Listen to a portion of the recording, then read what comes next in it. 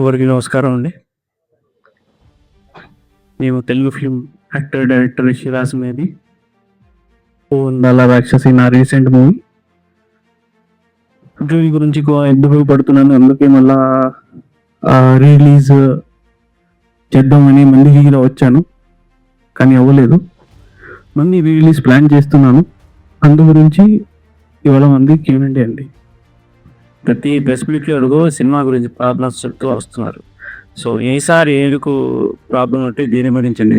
Very show మళ్ళీ పెట్టారు sir. అది విషయం ఏంటంటే వెరీ సూన్ ఎందుకు పెట్టారంటే మళ్ళీ రిలీజ్ ప్రయత్నం చేస్తున్నాను. లాస్ట్ టైం కూడా నేను ప్రయత్నం చేశాను, కానీ నాకు థియేటర్స్ ఇస్తానని చెప్పేసి లాస్ట్ మూమెంట్లో దెబ్బేశారు.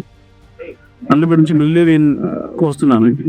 అంటే ఎవరు అప్లై చేయనారో వాళ్ళు ఎవరు డిస్ట్రిబ్యూటర్స్ సార్, డిస్ట్రిబ్యూటర్ సార్. అయితే అందరు ఎగ్జిబ్యూటర్స్ మాట్లాడాను, అందరూ థియేటర్స్ ఇస్తా అని చెప్పారు. ఆంధ్రాలో అని మన తెలంగాణలో 2 ప్రాంతాల్లో ఇస్తా అని చెప్పేసి చివరికి థియేటర్స్ ఇవ్వలేవే. లాస్ట్లో ఐనాక్స్ వాళ్ళు అయితే ఒక్క థియేటర్ ఇచ్చారు, ప్యూర్ ఐనాక్స్. ఏషియన్ వాళ్ళు ఒక థియేటర్ ఇచ్చారు. అయితే ఒక్కొక్క థియేటర్లో ఏం రిలీజ్ చేస్తామన్నా అని చెప్పేసి నేను క్యాన్సిల్ చేశాను. అది క్యాన్సిల్ చేసి వాళ్ళకి నోటీస్ ఇవ్వడం జరిగింది. వాళ్ళకి నోటీస్ ఇచ్చాను, మన ఏషియన్ సునీల్ నారాయణ గారికి, ఇంకా PVR ఐనాక్స్ అజయ్ బర్ని గారికి, ఇంకా మేనేజర్ మహేష్ వాళ్ళకి. అయితే వాళ్ళకి నేను ఇలా థియేటర్స్ నాకు ఇవ్వలేదని చెప్పి నోటీస్ ఇస్తే వాళ్ళ రిప్లైలో ఏమొచ్చిందంటే, ఫస్ట్ టైం రిలీజ్ చేసినప్పుడు కొన్ని టికెట్లే కట్ అయింది. అంటే ఫస్ట్ టైం కూడా మీరు ఇచ్చింది థియేటర్స్ 3 థియేటర్సే. అది కూడా మార్నింగ్ 9:30కి ఒక షో ఇస్తే నైట్ 10:30కి ఒక షో, అది కూడా ఊరి చివర ఇస్తే ఎవరు వస్తారు సార్ ఆ టైంలో అని నేను అడిగాను. రెస్పాన్స్ రాలే. అయితే నా ప్రయత్నం నేను చేస్తున్నానంటే, ఇక్కడ విషయం ఏంటంటే అందరికీ తెలుసు ఈ సినిమా గురించి. సినిమా మన మీడియా వాళ్ళు కూడా అందరూ చూసారు. ఓ సినిమా గురించి కనుక్కోండి, సినిమా బాగుంటుంది. మీరు చూహారం లేదు నాకు తెలీదు, కానీ మీరు కనుక్కోండి, సినిమా గురించి తెలుస్తుంది. జనాలకి ఎందుకు వెళ్ళాలి అనేది క్వశ్చన్. ఇది ఆన్సర్ ఏంటంటే సినిమా బాగుంటుంది, సినిమా బ్లాక్ బస్టర్ హిట్. సంవత్సరంలో ఒక సినిమా వస్తుంది, అది మంచి సినిమా అంటాను కదా, అదే ఇది ఓ నల్ల రాక్షసి. అయితే ఈ విషయం నేను తెలుగు ఫిల్మ్ ఛాంబర్లో ఉన్న ప్రతి ఒక్కరికి, ఇంకా వాళ్ళ పైన ఉన్న వాళ్ళకి, మన ఇండస్ట్రీ 4 పిల్లర్స్కి, ప్రతి ఒక్కరికి ఈ విషయం తెలుసు. కానీ ఒక్కరు కూడా ముందుకి రావట్లేదు. ప్రయత్నం అయితే నేను చేస్తా సార్. కూడా వాళ్ళ సైడ్ నుంచి థియేటర్స్, ఏదైతే థియేటర్స్, నాకు థియేటర్స్ ఇవ్వండి. ఏది కాంట్రవర్సీ వద్దు, నాకు ఏ గొడవ వద్దు, నాకు ఎవరితో ఏం ప్రాబ్లం లేదు, నాకు థియేటర్స్ ఇవ్వండి అంతే. మీరు కోరుకునేది దేవుడితో ఫస్ట్, ఆ తర్వాత మన థియేటర్స్ ఎవరి చేతిలో ఉన్నాయో వాళ్ళని కూడా నేను కోరుకున్నాను, అడిగాను, చాలా రిక్వెస్ట్ కూడా చేశాను. ఇస్తారని చెప్పేసి లాస్ట్ మూమెంట్లో ఇవ్వలేదు. అదే ప్రాబ్లం సార్.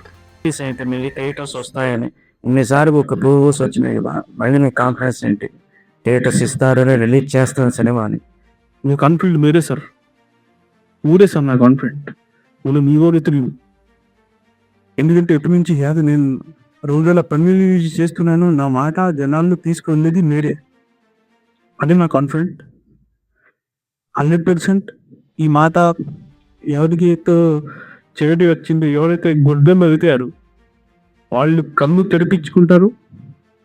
ఇంకా ఎవరికైతే చెవిటి వచ్చింది వాళ్ళ చెవిటి పోతుంది అనేది నా ఫీలింగ్.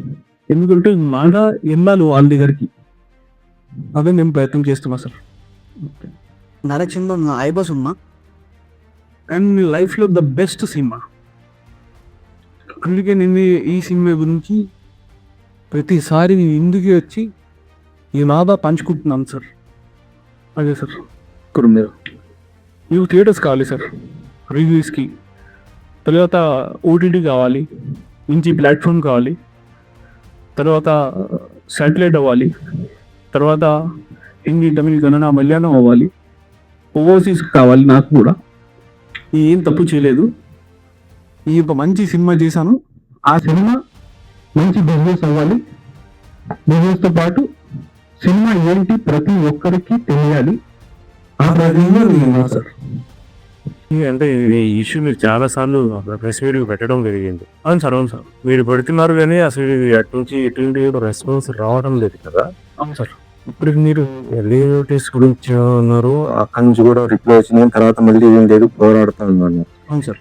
ఇంకా ఇప్పుడు ఇంత చేసిన తర్వాత కూడా ఇంకా మళ్ళీ అటే కూడా రెస్పాన్స్ రానప్పుడు ఇంకా థియేటర్లో రిలీజ్ అయ్యే అవకాశం కూడా లేదు కదా.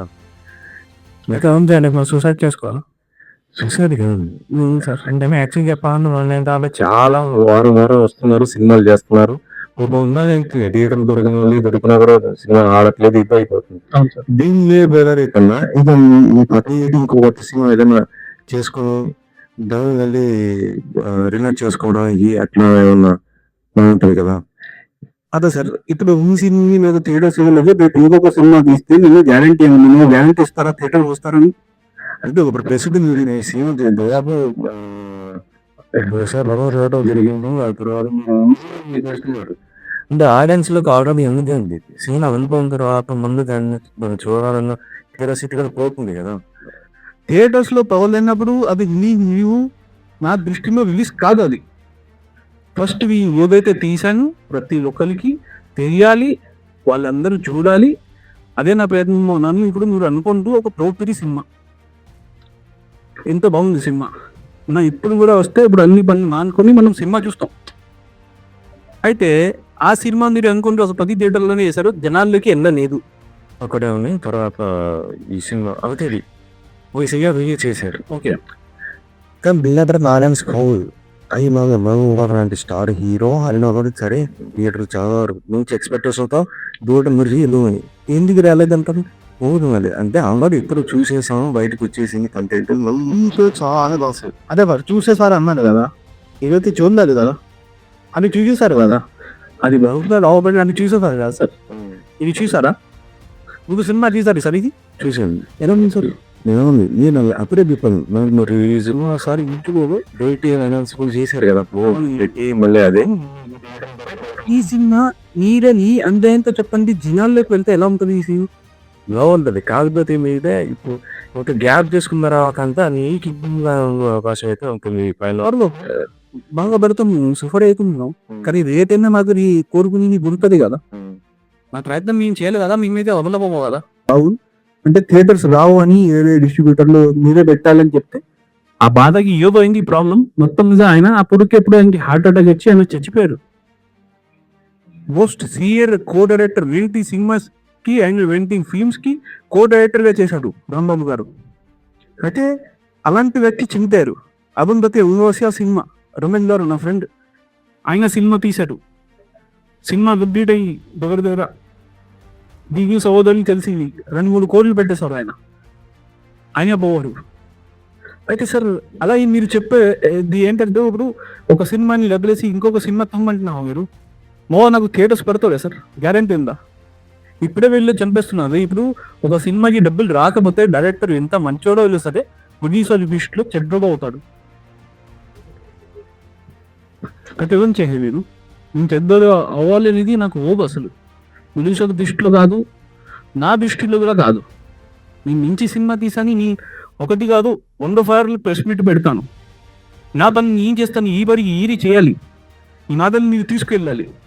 కానీ ఈ చక్కగా చేసిన కదా ఇక్కడ పొలిటిక్స్ ఎలా రెడీ అని ఎంతో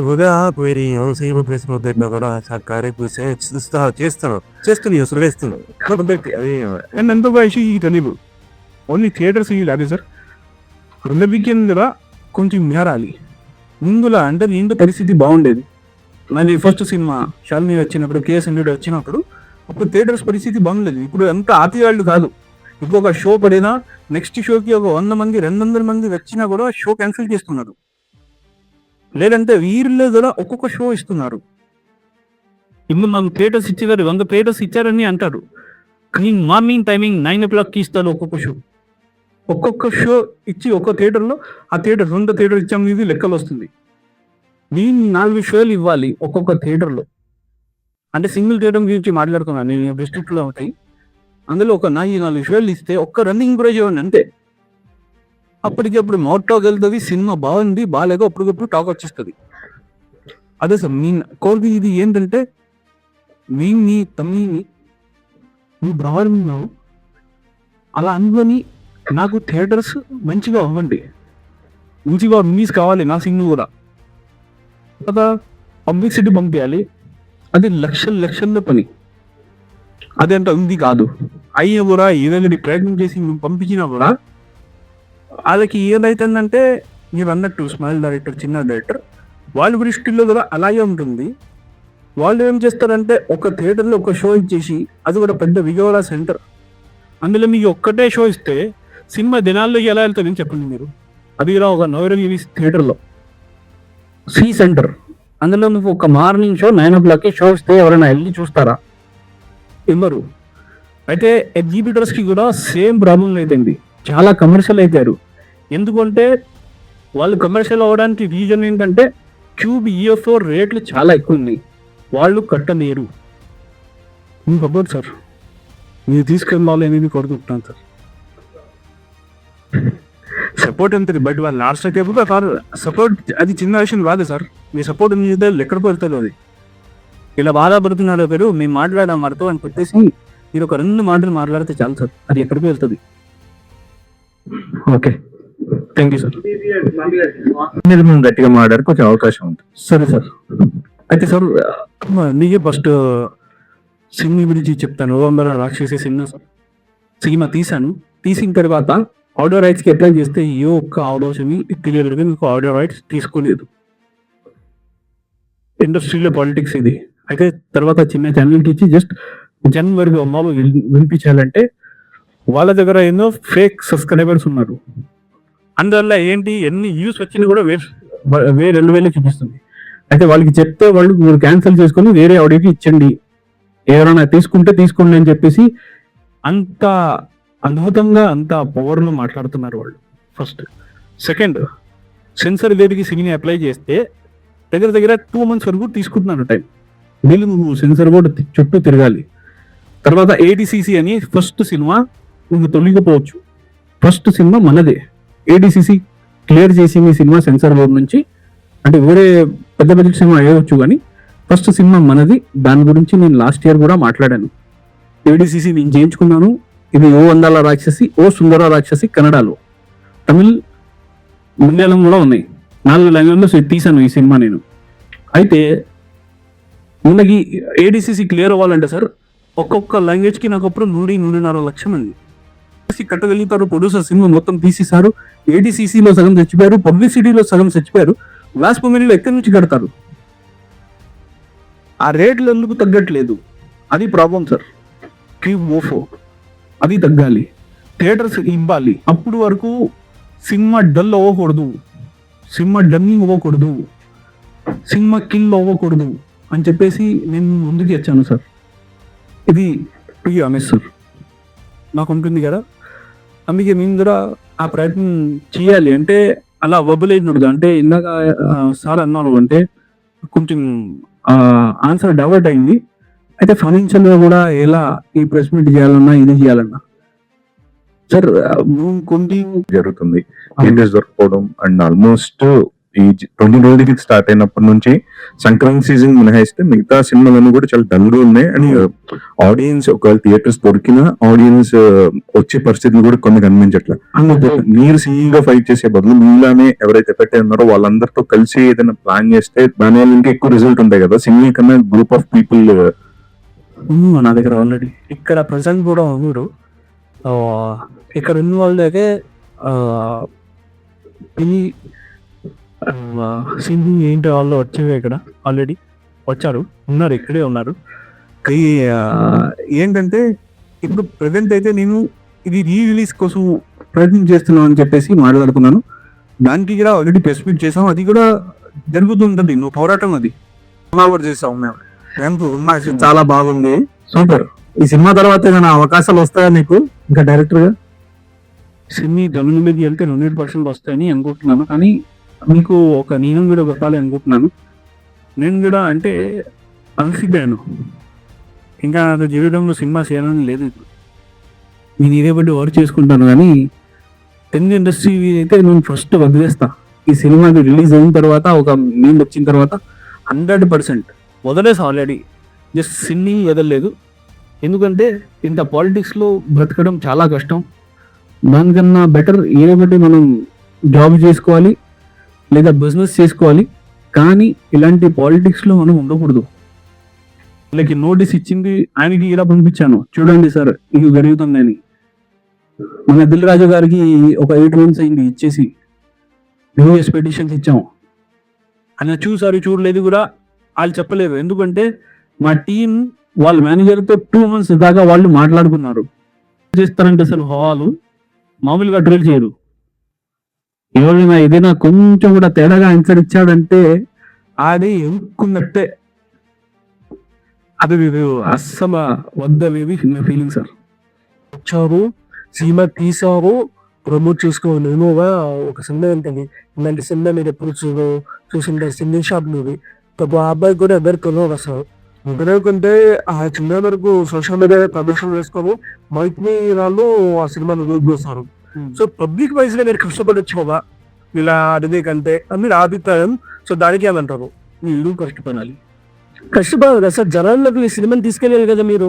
అదే సార్, నీ ఎందుకు కష్టపడాలి. మంచి టీమ్ తీసాం కదా, మీడియా పబ్లిసిటీ చేస్తున్నాం కదా, మంచి పబ్లిసిటీ చేస్తున్నాం కదా, మంచి ప్రెస్లో కూర్చుంటుంది, మా ముందు మాట్లాడుతున్నాం కదా. ఎంతమంది కూడా ఇంటికి వెళ్ళి అవతల వాళ్ళకి కాలు పట్టుకోవాలి. ఆవిడ కూడా పాపమే కదా, సినిమా ఇలా రెస్పాన్స్ రాలేదంటే ఆవిడకి వెళ్ళదు. ప్రతి ఒక్కరు కాంట్రవర్సీలో కాంట్రవర్సీ ఏంటంటే మీరైనా వేరే వాళ్ళు ఎవరైనా సరే, అంటే ఆయన డైరెక్టర్ అయినా యాక్టర్ అయినా బాహుబలి ప్రిపేర్ వాళ్ళు ఉంటే మీ అందరికీ నేను సారీ చెప్తున్నాను. కానీ నా బాధ, నా నొప్పి, నా పెయిన్ సార్ ఇది. Really very very thank you. మీరే ముందు నుంచి నాకు చాలా సపోర్ట్ చేశారు, ఇప్పుడు కూడా చేస్తున్నారు. ఈ సిచ్యువేషన్లో కూడా నాకు సపోర్ట్ చేస్తున్నారు అంటే నిజంగా గ్రేట్ మీరు ఎంబరు. Thank you so much. అన్ని ఎవరికి అయితే ఇది మాటలు వినిపించాలో, ఎక్కడైతే వెళ్ళాలో అక్కడ వరకు తీసుకెళ్ళండి please. Thank you so much sir.